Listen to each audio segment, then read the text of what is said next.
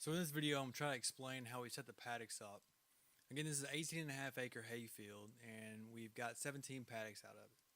So you can pretty clearly see the paddocks and how they're set up here in the hay field. If you look at the bottom left-hand corner of the screen, you'll notice those two paddocks are a little larger. And what we found was they were staying on those paddocks for too long, and they were too big, and they really didn't eat the grass the way we wanted them to. So what we did was we broke them down into smaller paddocks, and we left them on those paddocks for less time. So again, we left them on these paddocks for 2 days, 18.5 acre hay field, 17 paddocks we got out of this field. So it was 34 days of extra grazing. So the way we did this was we created these paddocks making this alleyway. So as the truck moves down this alleyway, if you notice there's a poly wire on the right side of the truck. So what this poly wire allows us to do is it allows us to cut them out of every paddock that they've already been in. Because what we found was if we didn't cut them out of the previous paddocks, they would actually go back and they would overgraze those paddocks, and that just wasn't working out for us. So we started to cut them out of each paddock they've previously been in using this poly wire on the right side of the truck. So what we'll do is we'll go to the end and go to the paddock that they're currently in, and we'll take up the wire from the previous few paddocks. Again, we used about 6 rolls of poly wire to create these paddocks, so that allowed us to create a few paddocks and not have to roll the wire up every day. After a few days, and then moving to the last paddock we've created, then we have to go back and we pull the poly wire up. So what we'll do is we'll start at the reel, and then we'll go to the other end and just roll it up.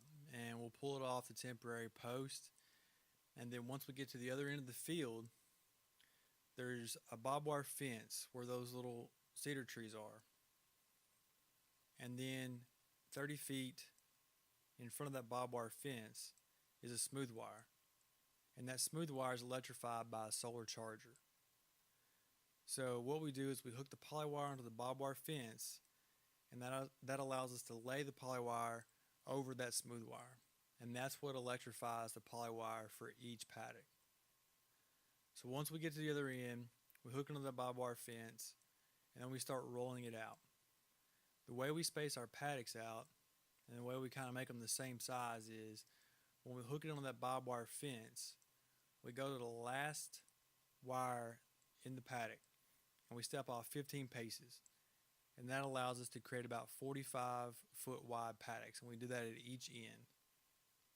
So after we roll the wire out, we'll go back and we'll pick up the post from the previous paddocks, and we'll take that post and we'll pick up the poly wire and hook the poly wire onto the post so that we don't have to actually touch the poly wire. And then we'll step it into the ground. So here's what it looks like when the poly wire is laid out and it's on the post. There's no real scientific rhyme or reason to how far these temporary posts are spaced out. It's just based on how much sag is actually in the poly wire and how we feel the poly wire needs to be picked up at different areas of the field. So this is the third to last paddock. So we've created 2 more paddocks, and we're getting ready to move them into the second to last paddock. So usually the cattle are already at the end of the field and they're waiting for us to move them into that next paddock. So what we'll do is we'll take that reel that I'm picking up, and then we'll roll it up to the first temporary post.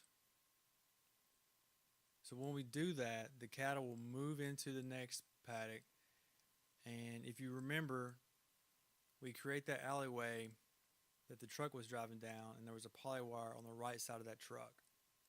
So what I'll do is I'll go back and I'll grab that poly wire and I'll lay it over this poly wire, and that will make the connection. So that will keep them out of each paddock that they've already been in. So the only thing they're able to do is either grass in this paddock and go back and get water from the water system. And it's basically that simple. There's not much to it. After we figured it out and after we got it squared away, it became really, really simple, and we were really pleased with this setup.